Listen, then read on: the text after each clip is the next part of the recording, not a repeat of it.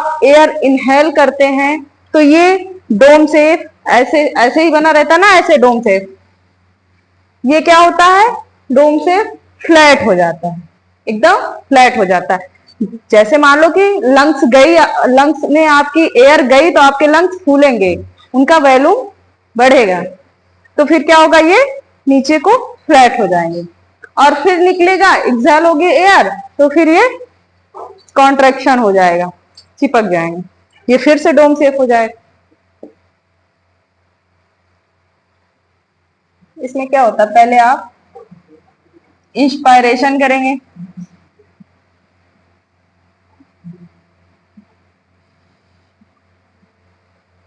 और फिर एक्सपायरेशन।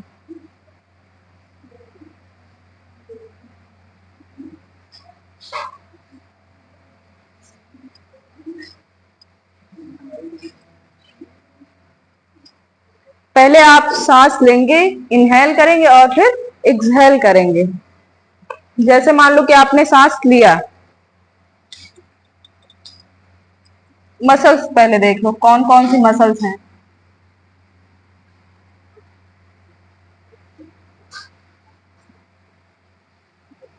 एक तो डायफ्राम हुआ आपका,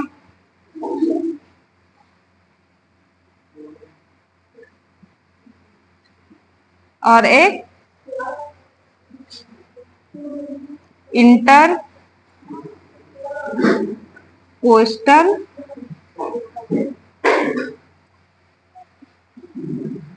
मसल। इंटरकोस्टल मसल्स, डायफ्राम तो आप इसकी पोजीशन तो आपको समझ में आ गई। आपने देखा होगा रिब्स प्रेजेंट होती है ना, 12 पेयर यानी 24 रिब्स प्रेजेंट होती है। ये मान लो ऐसे ऐसे करके, ऐसे ऐसे प्रेजेंट रहती है ना, जो कि हमारे हार्ट और लंग्स को कवर करके रखती है। ये क्या होते हैं कि ये मसल्स से भी कवर्ड रहती हैं, तो इनके ऊपर जो ऐसे ऐसे मसल्स प्रेजेंट होती हैं ऊपर, और इनके नीचे जो ऊपर साइड रहती हैं, ये भी 2 टाइप्स की होती हैं, उनको कहते हैं एक्सटर्नल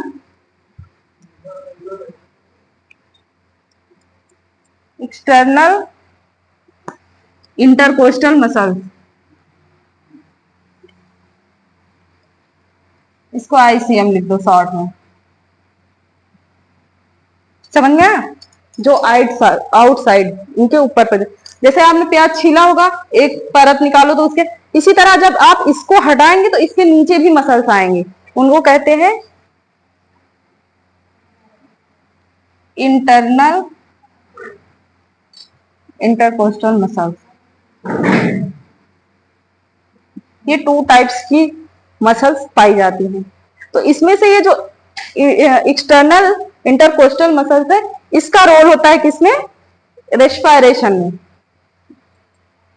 जैसे आप सांस लेंगे तो इसका भी साइज बढ़ेगा घटेगा, तो ये मसल्स कॉन्ट्रैक्शन और रिलैक्सेशन में हेल्प करती हैं। तो इन मतलब एक तो डायफ्राम और एक एक्सटर्नल इंटरकोस्टल मसल, इन दोनों का रोल होता है किसमें, रेस्पिरेशन में। इन दोनों मसल्स के बारे में एग्जाम में पूछा जाता है, कौन सी 2 मसल्स हैं जो इन्वॉल्व होती हैं रेस्पिरेशन में, डायफ्राम और एक्सटर्नल इंटरकोस्टल मसल, इन दोनों के बाद याद रखना। वो कवर्ड करके रखता है अंदर, उसका रोल नहीं होता इसमें।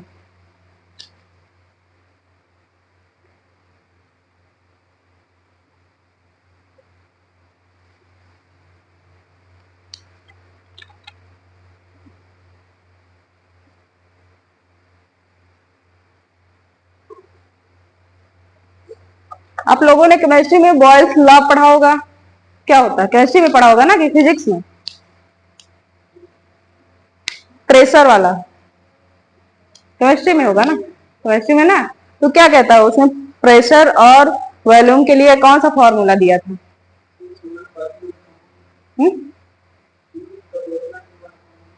Proportional to inversely, inversely proportional to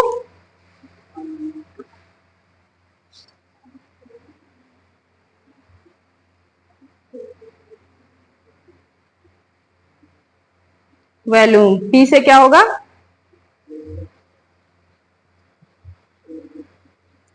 pressure, और V से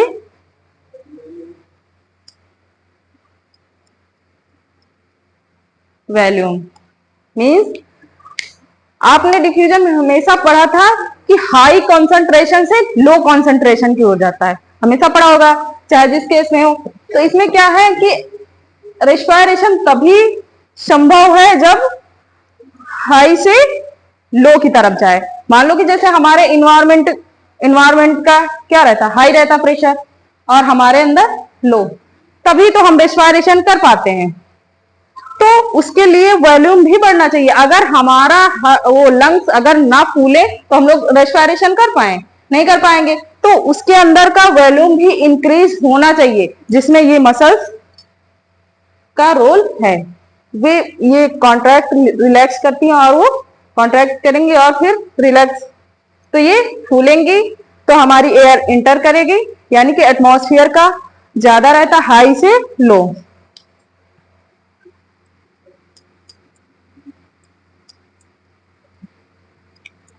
हाई से लो की तरफ मूव करते हैं। तो इसके लिए वॉल्यूम, आयतन बढ़ना चाहिए। जब दबाव पड़े तो इसका आयतन बढ़ना चाहिए, तभी संभव है। क्योंकि हम एटमॉस्फेयर के उससे तो कोई चेंजेस नहीं कर सकते हैं कि वहां लो हो जाए, नहीं कर सकते हैं। तो इसी तरह क्या होता है, प्रेशर जब हमें एक्सहेल करना रहता है, बाहर निकालना रहता है, तो ये इनका वॉल्यूम क्या होता है, घटता है, घटता है ना, तभी तो प्रेशर अंदर ज्यादा रहता तो बाहर को निकलता है। जब यहाँ पर प्रेशर ज्यादा रहेगा, यानी कि जब ये प्रेशर इंक्रीज रहेगा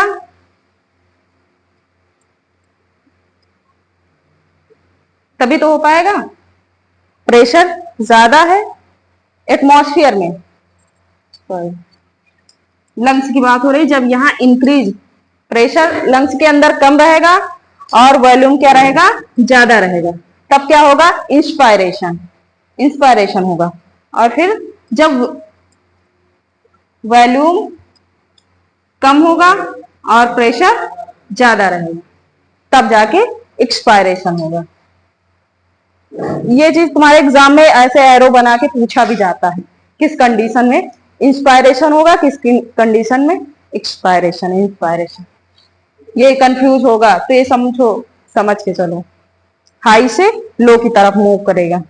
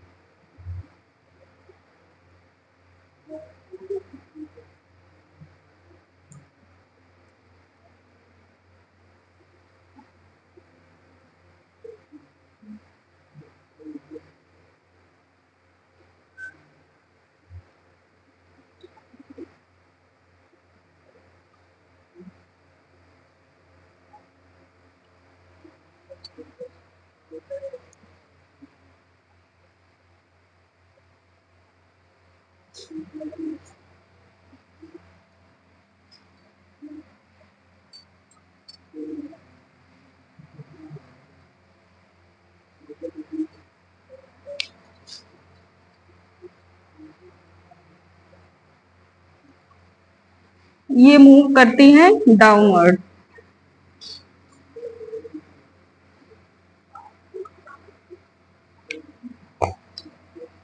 अरे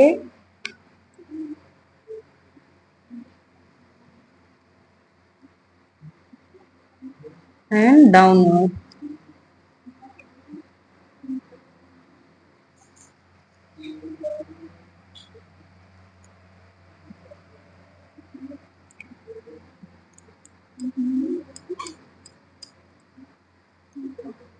प्रेशर आपका डिक्रीज करेगा और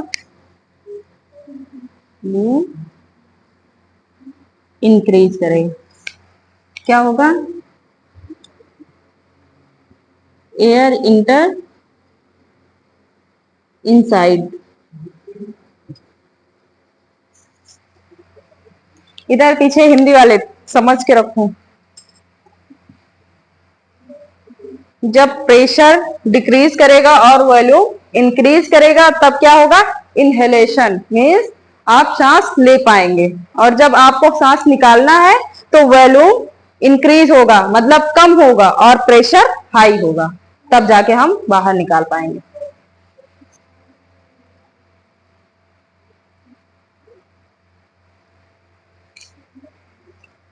इसके बाद respiratory volume and respiratory capacities. इसमें सबको बहुत कंफ्यूजन होता है ना, ग्राफ के थ्रू समझ में आता है।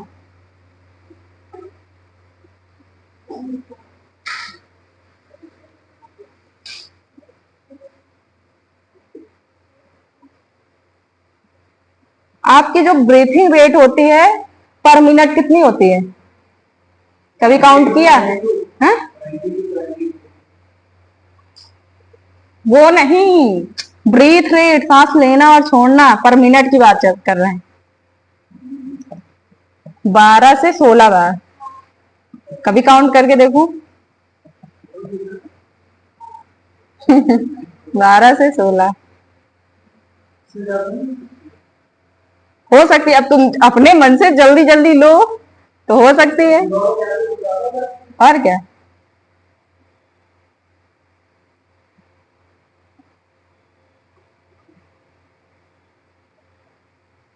जो छोटे बेबी होते हैं देखा होगा वो कितनी जल्दी जल्दी सांस लेते हैं ना, न्यू बॉर्न बेबी, उनकी रेट बहुत हाई होती, जल्दी जल्दी सांस लिया करते हो।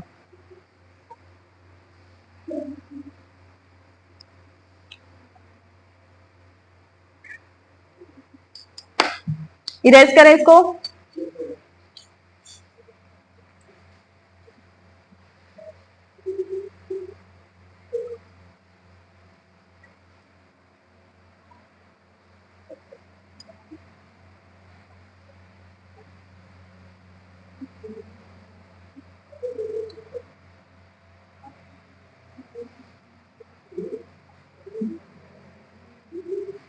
क्या हुआ भाई, बहुत हंसी आ रही, संध्या को हंसी आ रही। संध्या, अंजलि, किसको हंसी आ रही है?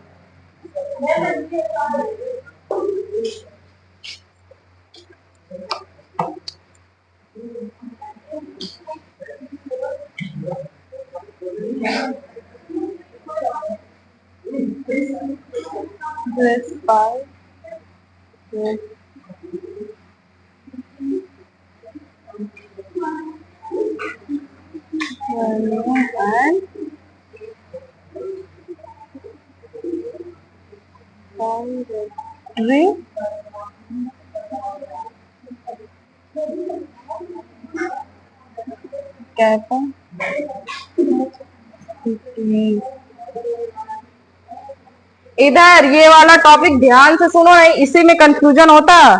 बाकी एक्सेल इनहेल ये तो थ्योरिकल है, इसमें नहीं दिक्कत है।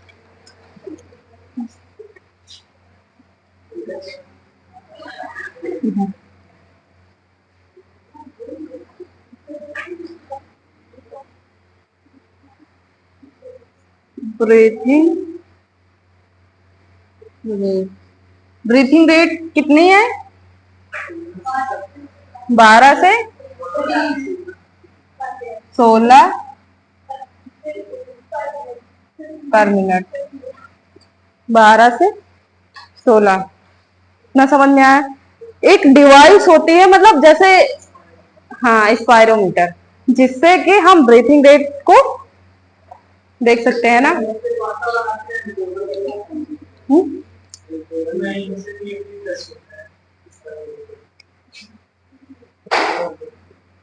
स्पायरोमीटर, ये नाम याद रखना।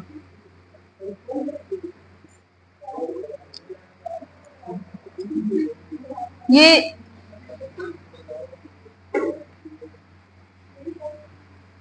डिवाइस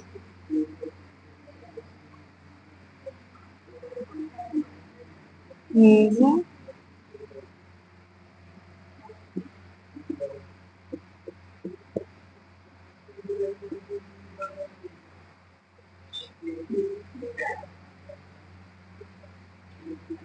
रेशन, ये मेजर करती है ना रेस्पिरेशन को। ये एक डिवाइस है, इसका नाम बस याद रखना, स्पायरोमीटर।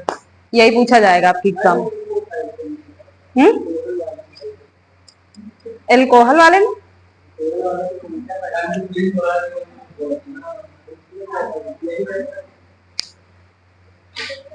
हम समझ नहीं पाए।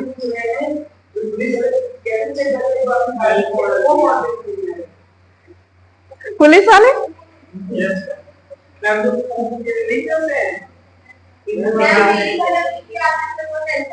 कभी चेक हुआ क्या तुम्हारा?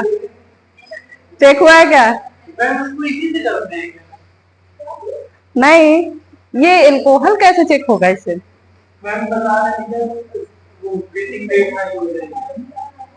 इसका उससे कोई रिलेशन नहीं, ये बस आपकी ब्रीथिंग को ऑब्जर्व कर।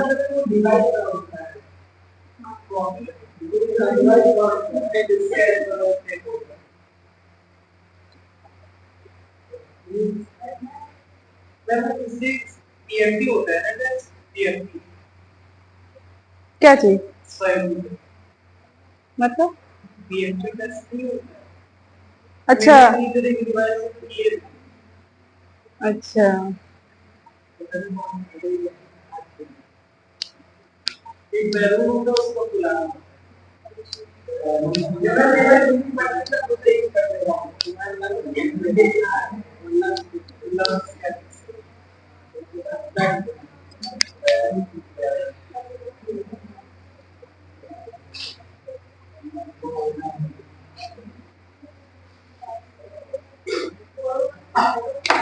पहले ग्राफ बना के समझा देना। ग्राफ इधर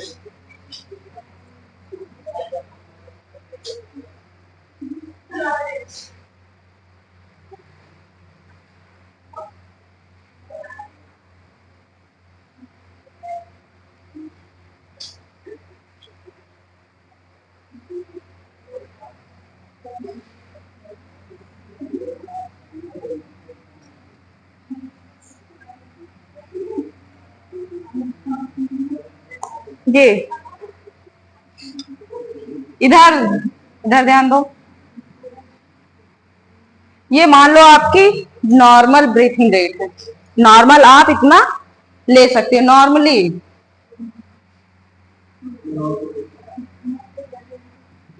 नॉर्मल आपने लिया है, ये क्या है? इनहेलेशन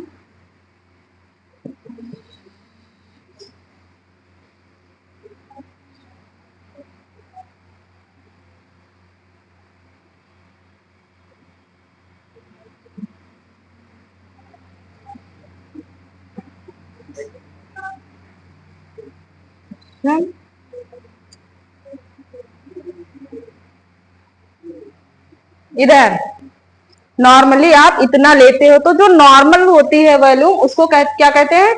यहां से यहां तक के टाइडल वॉल्यूम। यही क्वेश्चन में पूछा भी जाता है, यहां से बहुत ग्राफ से बहुत क्वेश्चन आते हैं। ये क्या होता है आपका? Tidal volume. टीवी लिख दिया हमने। ये तो नॉर्मल है। जैसे मान लो कि आपको पानी में डुबकी लगाना है, तो आप लोग बहुत सारी सांस ले लेते हो ना, तब जाके लगाते हो। तो वो तो अलग बात हुई। तो मतलब ज्यादा लिया फिर, या तो फिर ज्यादा छोड़ा।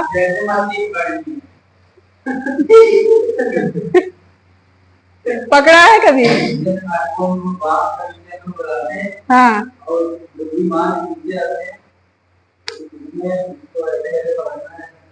तो मतलब काफी देर तक रोके रहते हो? काफी देर तक?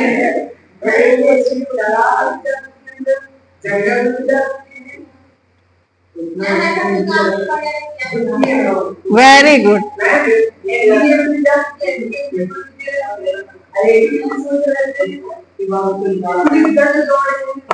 नहीं, टैलेंट इसका दिखता है बंदे का, टैलेंट है इसमें। बहुत अच्छी बात, वेरी गुड। और मान लो कि नीचे आप फंस गए। अब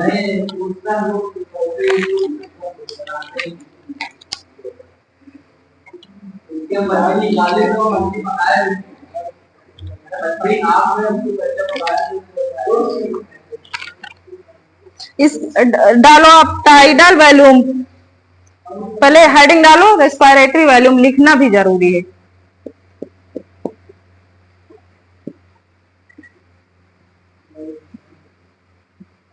स्टेप वाइज स्टेप समझो। इसमें डालो आप टाइडल,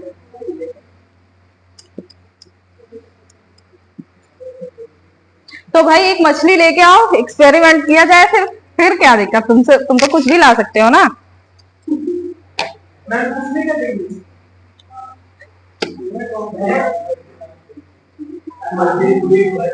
हाँ, टाइडल वॉल्यूम डाला, आगे लिखो।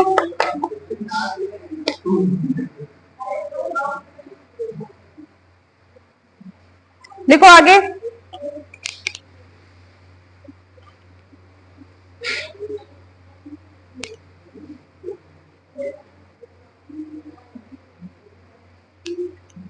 Amount of air,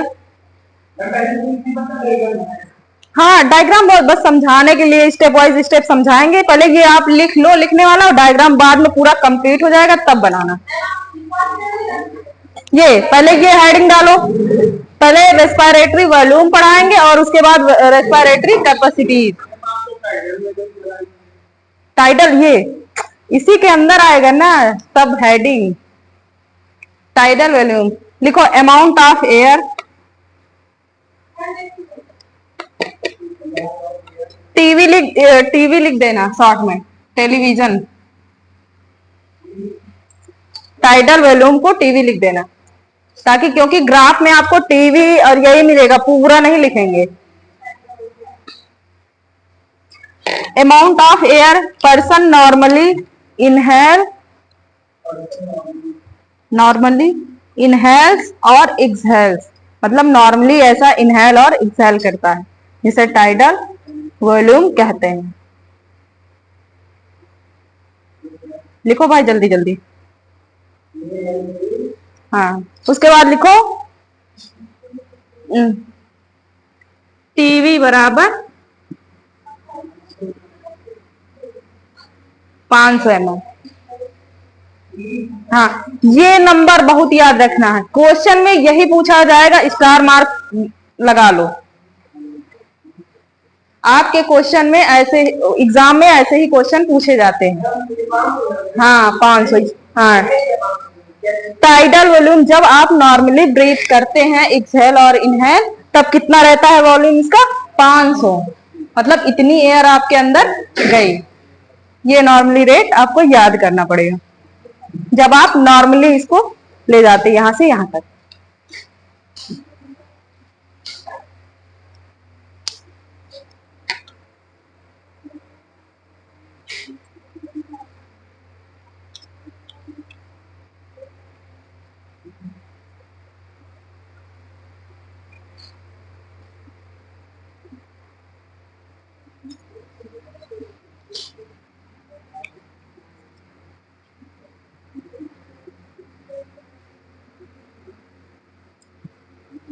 TV breathing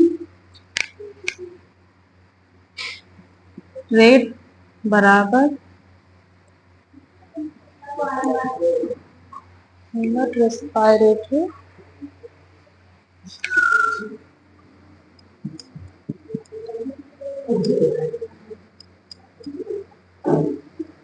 volume. ये सारे फॉर्मूला आपको याद तो करने ही पड़ेंगे। टीवी कितना था? 500 ml। ब्रीथिंग रेट कितनी थी? 12 से 16 क्या था पर मिनट।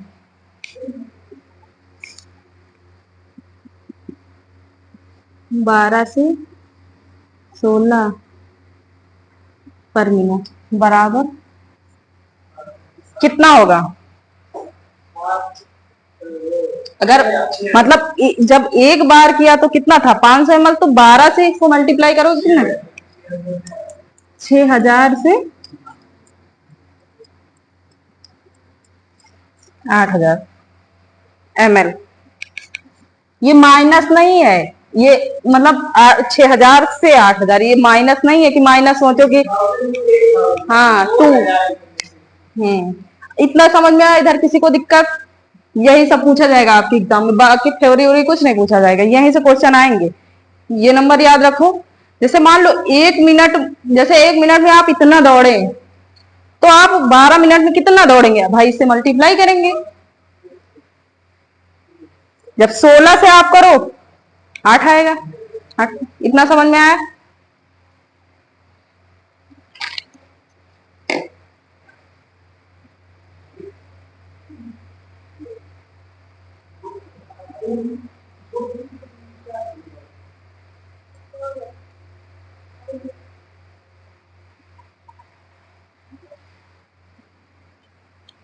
इसके बाद इधर समझो।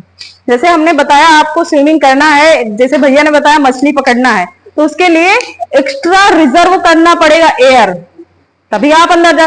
पूरा छोड़ के जाओ, तुरंत सांस फूलने लगी तुरंत ऊपर आ जाओ, पूरा छोड़ के नहीं जा सकते, थोड़ा सा इनहेल करना पड़ेगा एक्स्ट्रा, तो उसे क्या कहते हैं?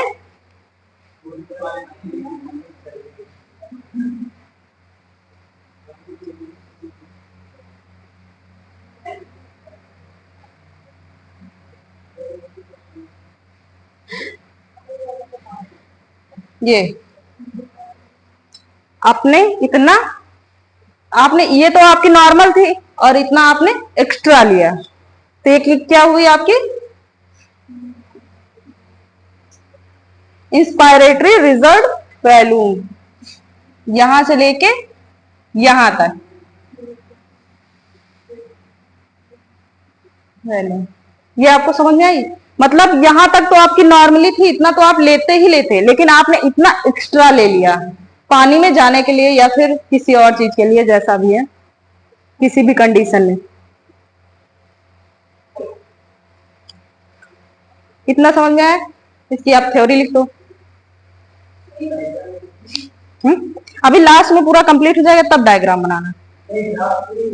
हाँ मतलब ग्राफ अभी बाद में बनाना, लास्ट में पूरा हो जाए तब। लिखो इंस्पायरेटरी रिजल्ट वैल्यूम, हेडिंग डालो, उसके अंदर लिखो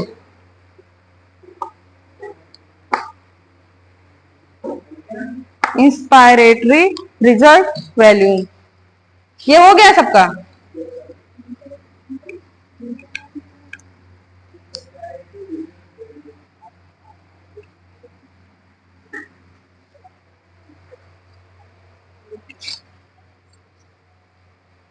इंस्पायरेटरी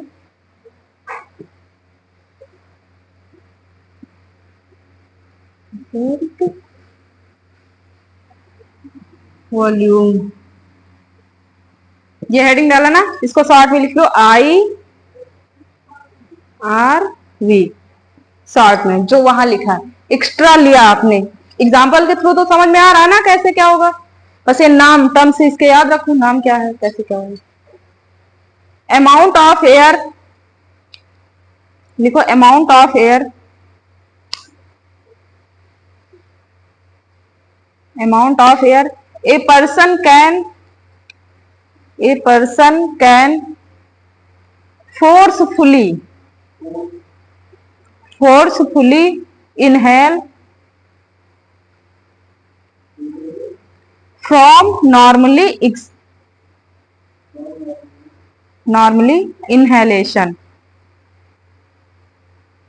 मतलब जो नॉर्मली इनहेलेशन था उससे और भी थोड़ा सा एक्स्ट्रा इनहेल किया गया एयर को, उसे क्या कहते हैं? Inspiratory reserve volume.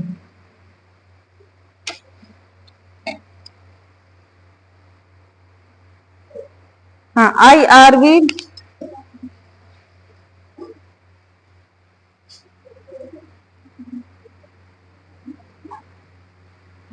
2500 से 1000 ml, इसका इतना नंबर रहता है, याद रखना।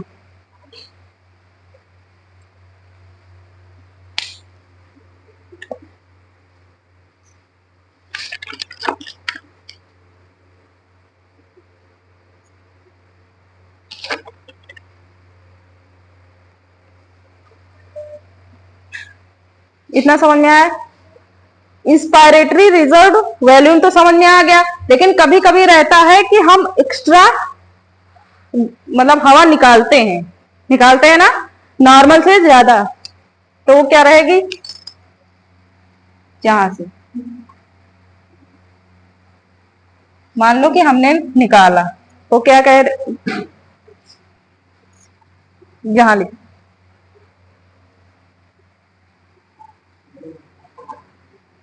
ERV, ये इतना रहेगा, नॉर्मली आपने निकाला।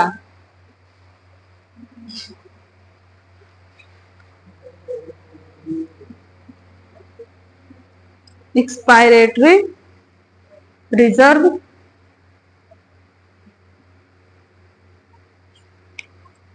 वॉल्यूम,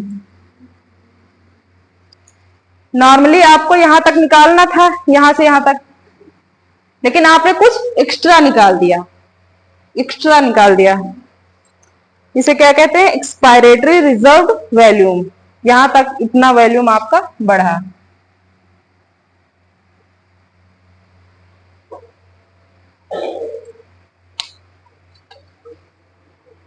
इसकी भी डेफिनेशन लिख लो।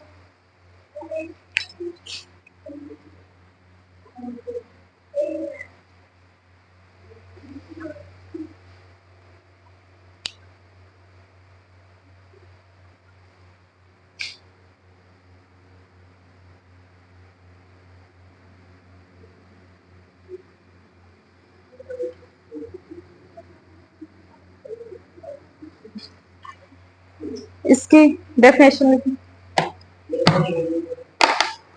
amount of air a person can forcefully exhale, मतलब निकालता है forcefully exhale apart from normal exhalation, समझ में आया आपको? बस ये number, A part from normal exhalation, ये लिख लो नीचे। सबके नंबर्स अलग अलग है ना, सबके नंबर मतलब सबका अलग अलग वॉल्यूम याद रखना किसका कितना होता है।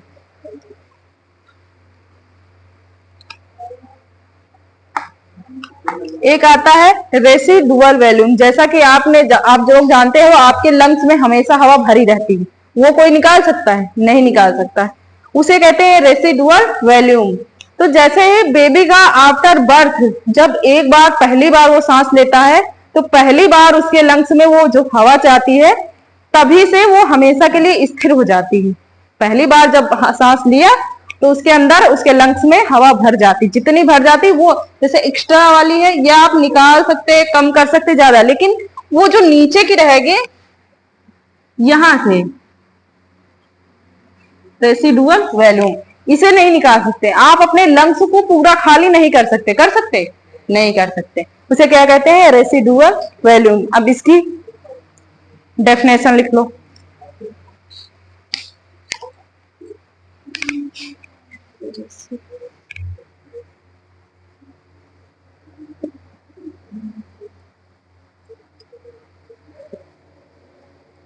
वॉल्यूम, ये याद लिख लो, रेसिडुअल वॉल्यूम। इस पे स्टार मार्क बनाओ, ये 2-3 बार क्वेश्चन पूछा गया। रेसिडुअल वॉल्यूम, यही क्वेश्चन पूछा गया।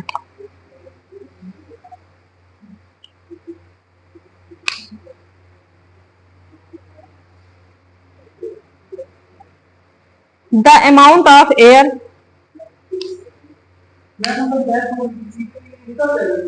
हाँ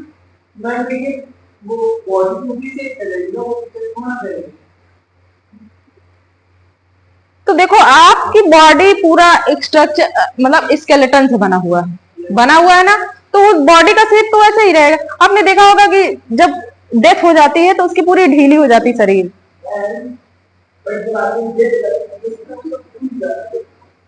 बॉडी क्यों फूल जाती है? उसकी पता है, उसकी जो स्किन्स वगैरह होती वो फूलने लगती है, उसके अंदर एलिमेंट्री कैनाल वो ब्रस्ट होना स्टार्ट हो जाएगा। हाँ, उसकी वजह से सब खेल उसमें एलिमेंट्री कैनाल का होता है। रेसिडुअल वॉल्यूम लिखो, the amount of air left in lungs, even after forceful exhalation, lungs even after forceful exhalation, मतलब कि आप चाहे जितना जोर लगाएं आपकी इतनी ही एयर निकल सकती, इससे ज्यादा ये वाली एयर बिल्कुल नहीं निकल सकती, ये कांस्टेंट हो चुकी है।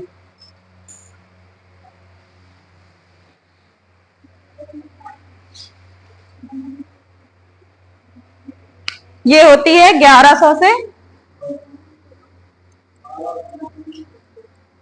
1200 ml।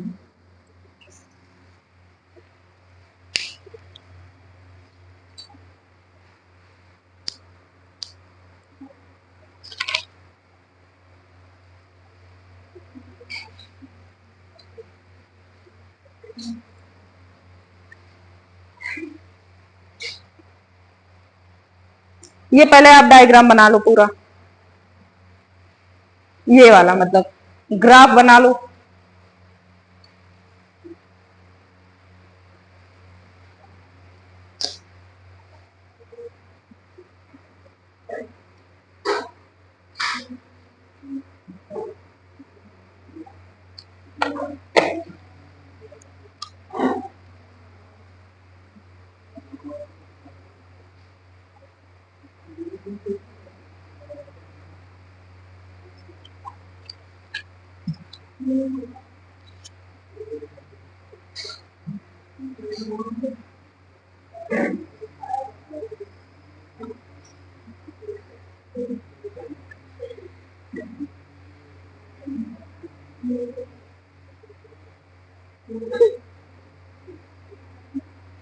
कहीं ना कहीं ढूंढ लेते हो ना बात करने के लिए।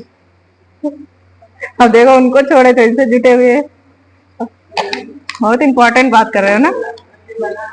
हाँ बनाओ भाई, वही तो बोल रहे हैं, बना है तो फिर ठीक है, समझना जरूरी है बस।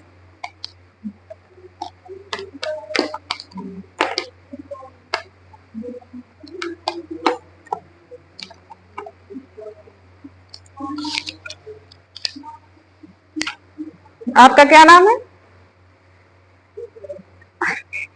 अरे चश्मे साहब, संध्या। टाइडल वॉल्यूम कितना होता है बताओ?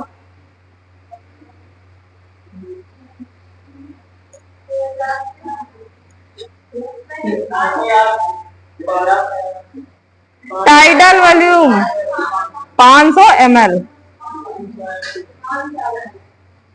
उसके बाद एक्सपायरेटरी रिजर्व वॉल्यूम कितना होता है ये, और उसके बाद ये कितना होता है? तो अभी तो तुम बताई 2500। अच्छा वो लाइन वाइज देख रही है।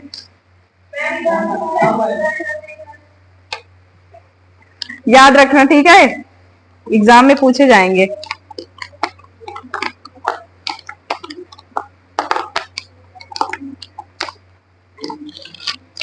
स्पायरोमीटर क्या है?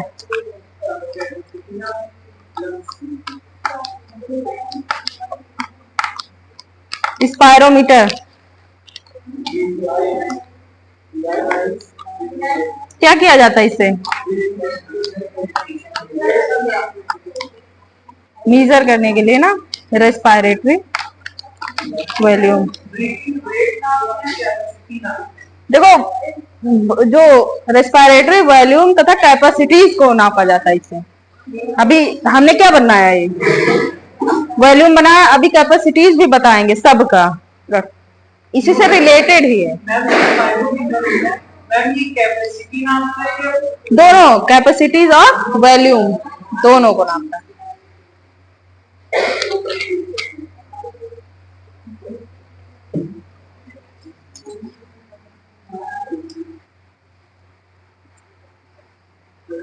अब हेडिंग डालो रेस्पिरेटरी कैपेसिटीज।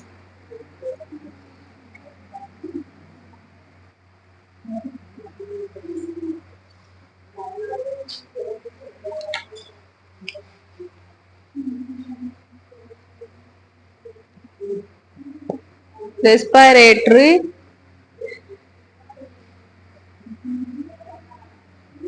कैपेसिटीज।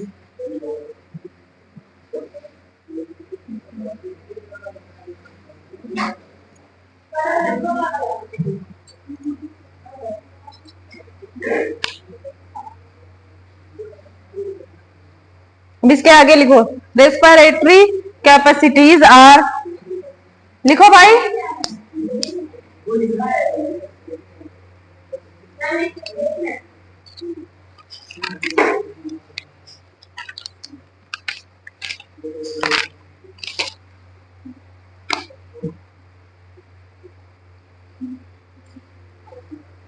देखो respiratory capacities are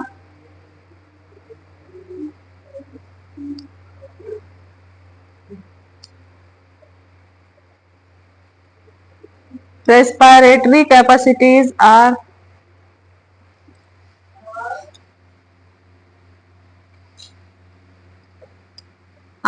formed by combination of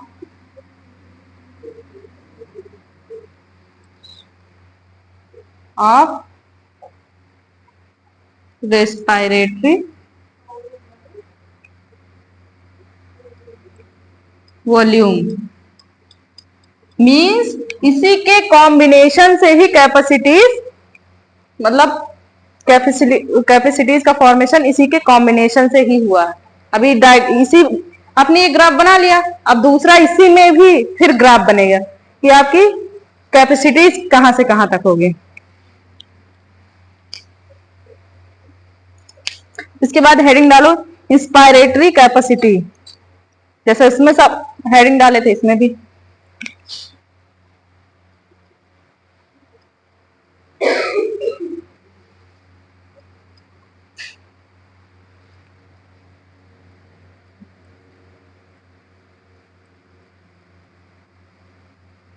bracket में लिख लेना आईसी। ये क्या होती है? The total volume of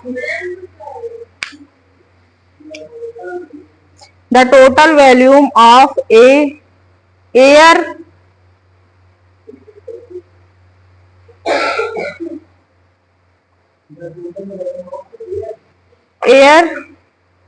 a person can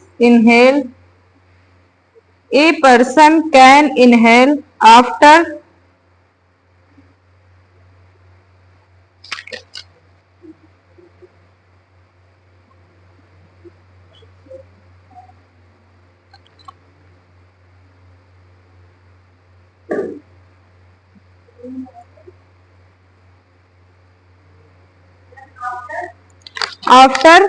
normal exhalation।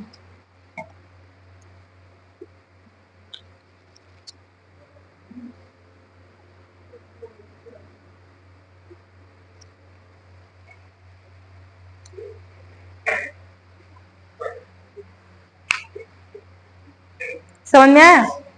Means आप इतना एक्स्ट्रा लिए थे ना, तो ये जो नॉर्मल होती है और एक्स्ट्रा लिए थे यही क्या होती है? कैपेसिटी। मतलब आपकी इतनी तो कैपेसिटी थी लेकिन बढ़कर आपने इतना ले लिया, एक्स्ट्रा ले लिया, तो यहां तक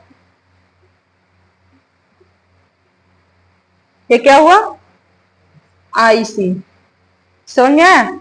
मीन्स इतनी तो कैपेसिटी आपके पास पहले से ही थी लेकिन आपने इतना एक्स्ट्रा ले लिया, इतना बढ़ गया, तो ये हो गया इन दोनों का कॉम्बिनेशन। डेफिनेशन में ये लिखा ना कि इन्हीं के कॉम्बिनेशन से ही कैपेसिटीज फॉर्मेशन होता है कैपेसिटीज का।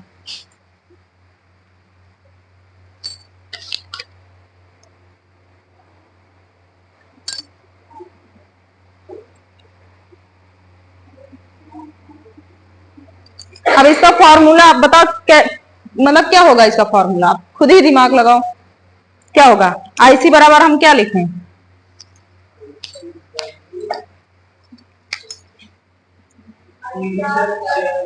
क्या चीज, टीवी प्लस, हाँ गुड, टीवी प्लस IRV, यही फॉर्मूला मोस्ट इंपॉर्टेंट है, बहुत ज्यादा। हर चीज को स्टार मार्क लगाते रहो, यही सब पूछे जाएंगे।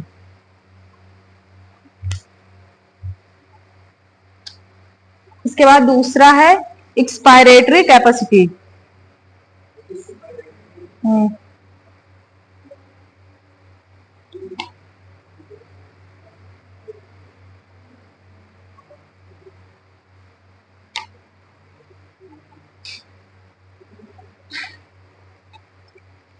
ईसी ब्रैकेट में लिख लो, ईसी एक्सपायरेटरी कैपेसिटी ब्रैकेट में लिखो EC, the total volume of air, हाँ हाँ नहीं दूसरा है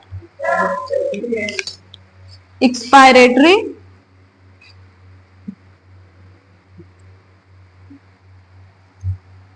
कैपेसिटी,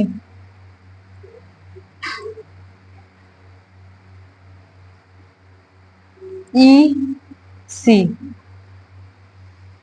अब देखो ईसी कहां आता है, the total volume of air, the total volume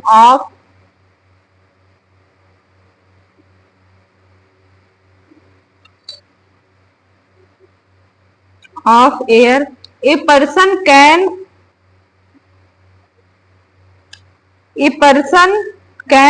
exhale after normal inhalation,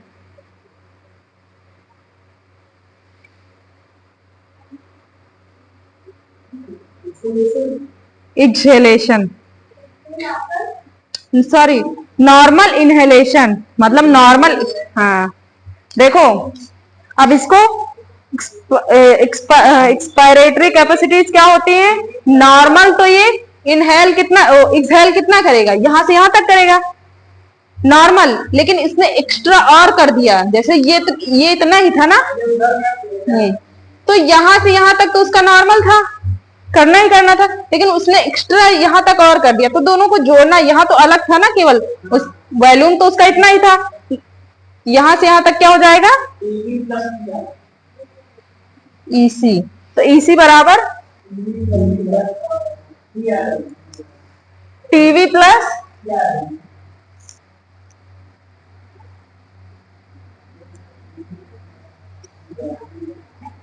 कोई दिक्कत किसी को, यहां समझ में आया, इधर नीचे वाला,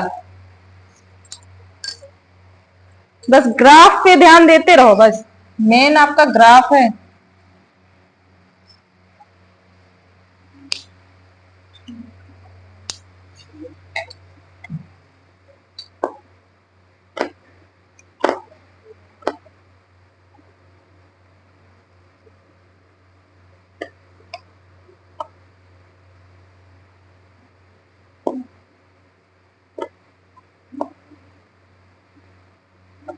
लिखो अगले हेडिंग डालो फंक्शनल रेसिडुअल कैपेसिटी,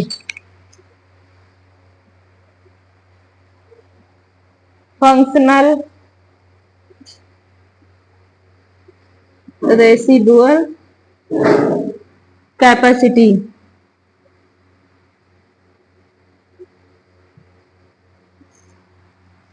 FRC, ये हेडिंग डालो। After normal exhalation, after exhalation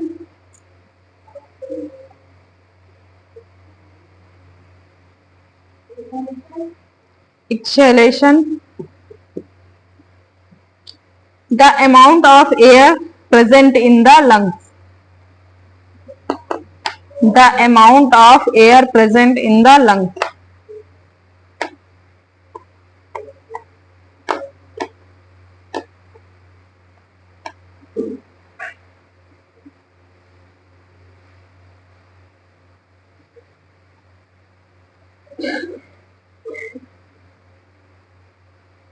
बताओ क्या होगा? FRC क्या होगा? देखो नहीं ऐसे बताओ, इसमें बताइए ग्राफ में क्या होगा?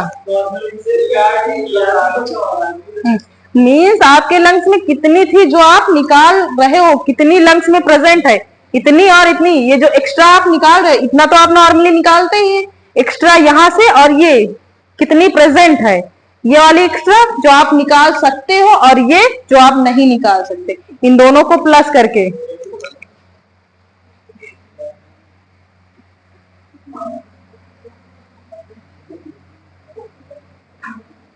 ये है FRC। लिख लो FRC बराबर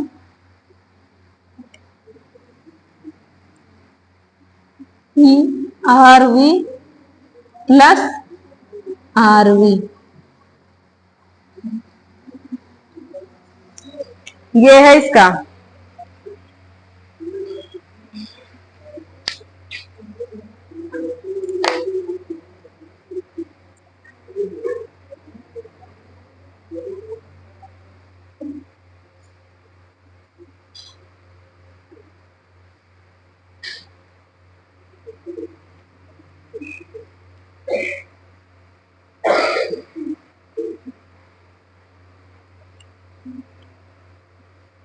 लिखो वाइटल कैपेसिटी, अगली हेडिंग। कल करवा दे, अभी तो बहुत टाइम है। क्यों बोरिंग लग रहा है क्या ये? कुछ और मतलब बातें? हाँ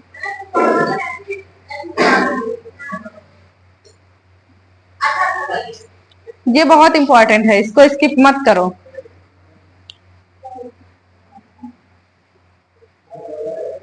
अच्छा लिखना पड़ रहा है ना, इसीलिए दिक्कत है ना, लिखना पड़ रहा है ना, इसीलिए दिक्कत है।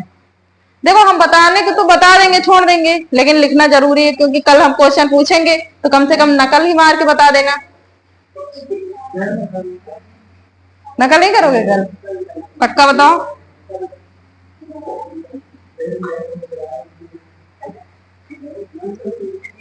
और क्या पूरा पूछेंगे, 2-3 बार कम से कम इसको रिवाइज करना पड़ेगा। ग्राफ बन किसी से, तुम्हीं लोगों में से किसी से ग्राफ बनवाएंगे वाला कल। समझाना भी पड़ेगा स्टेप वाइज, बस छापना नहीं है कि रट गया बस छाप दो।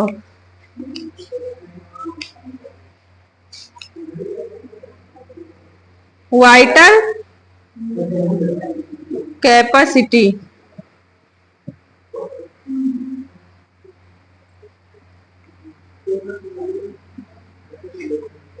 ये लिखो, हेडिंग डालो।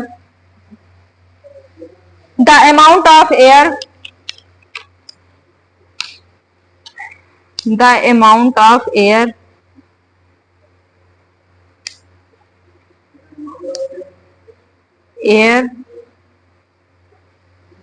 a person exhale after forceful inhalation,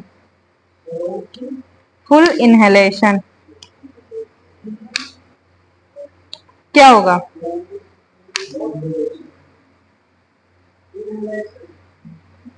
forceful inhalation, बताओ क्या होगा? VC बराबर क्या होगा? आप इमेजिन करो क्या होगा, बताओ इधर क्या होगा? TV प्लस IRV प्लस, हाँ ये नॉर्मल पूरे का वाइटल।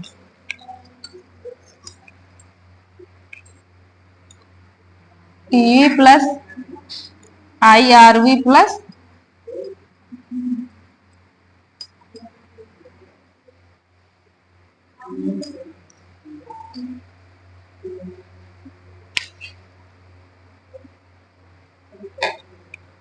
अब इसके बाद लास्ट हेडिंग डालो, total lung capacity.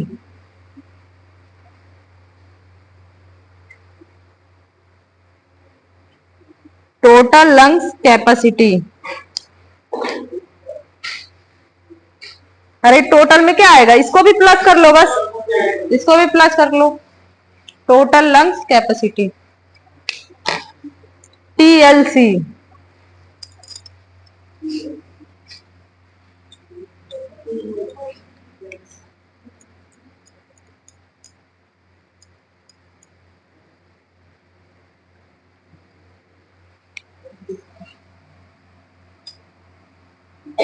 TLC, TLC बराबर टीवी प्लस क्या होगा, TV plus IRV plus ERV plus RV।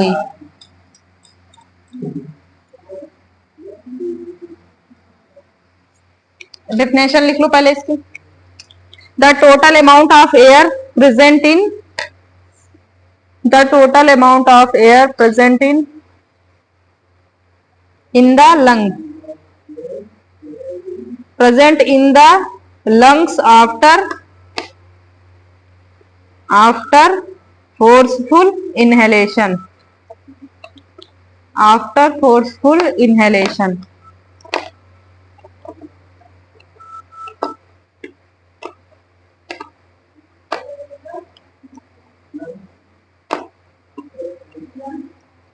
Inhalation ये बना लो।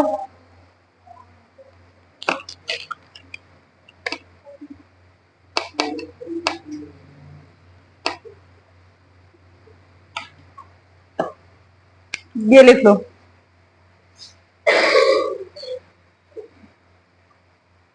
अच्छा ये बताओ ये होता कितने अमाउंट में है, रेसिडुअल वैल्यू 1100 से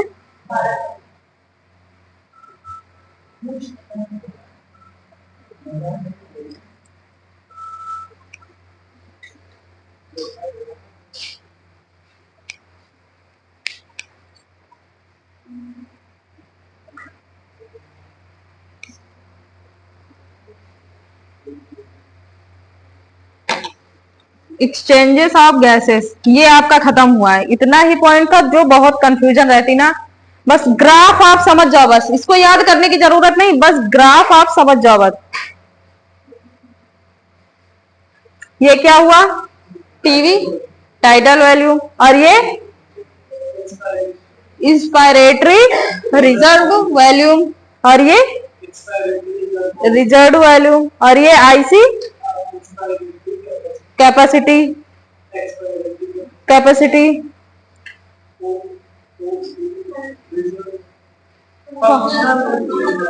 कैपेसिटी, बस इतने ही नाम से आपको याद रखना। बस ये ग्राफ आप याद रखो यहां से यहां तक, बस इसकी रटने की जरूरत नहीं, ये तो आप बना ही लोगे अगर आपको ये याद रहेगा।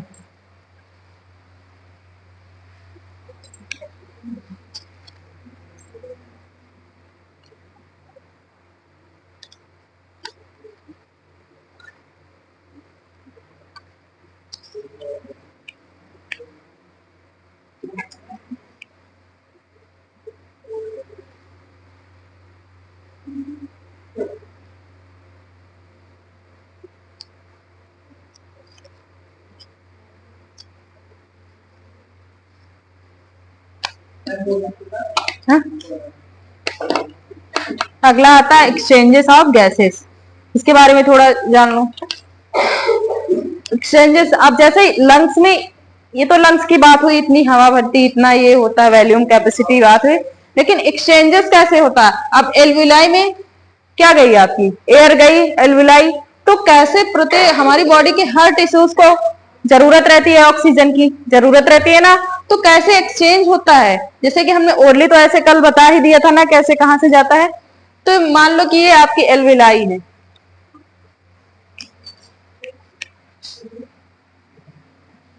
और ये क्या है, ब्लड कैपिलरीज। एयर यहां आई एल्विलाई में, यहां से यहां ट्रांसपोर्ट हुआ इन दोनों के मध्य में, और यहां से ऑक्सीजन यहां चला गया। ऑक्सीजन भी मतलब एक जाता है तो एक वापस भी आना चाहिए, तो ऑक्सीजन यहां से कहां गया, और यहां से CO2 यहाँ जाता है। ठीक है, तो इनके पार्शियल प्रेशर कितना एयर में रहता है, कितना आपके यहाँ एल्विलाई में आता है और कितना आपकी कैपिलरीज में होता है, ये समझना है। इसको इरेज कर दें। टाइम हो गया क्या? हो गया।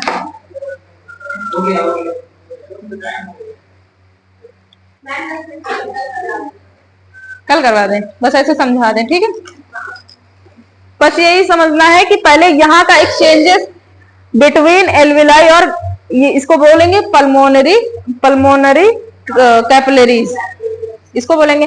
इनके बीच में कैसे एक्सचेंजेस होता है, कितना पार्शियल प्रेशर यहाँ रहता है, कितना यहाँ रहता है, इन दोनों के बीच में कैसे डिफ्यूजन के थ्रू। और इनकी आपने मसल्स में पढ़ा, वो टिश्यूज में पढ़ा था, ये मतलब कवर्ड रहती ना इपिथेलियल से, इसको क्या कहते हैं? इंडोथीलियल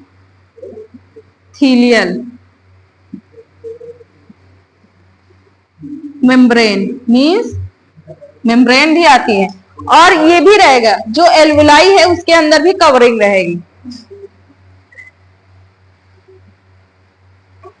कौन सी रहती है? सिंपल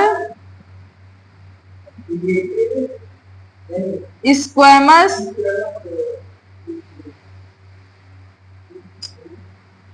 इपिथेलियल, समझ गए? और इन दोनों के बीच में भी क्या रहता है? Basement membrane.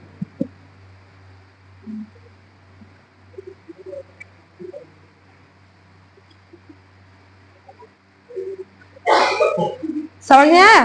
तो मतलब कि डिफ्यूजन ट्रांसपोर्ट गैसों तभी हो सकता है जब इनकी थिन रहनी चाहिए। मान लो कोई मोटी वॉल लगी होती तो हो पाता आसानी से नहीं, तो इसकी थिकनिंग भी जरूरी है। तो ये 3 मेम्ब्रेन से डिफ्यूजन होता है। 3 मेम्ब्रेन कौन सी, क्वेश्चन में पूछा भी जाता है 3 मेम्ब्रेन कौन कौन सी हैं, या फिर किसी एक के बारे में, इंडोथीलियल, बेसमेंट मेम्ब्रेन और सिंपल स्क्वैमस इपिथेलियल। इन तीनों मेम्ब्रेन के बारे में इनके नाम याद रखना है।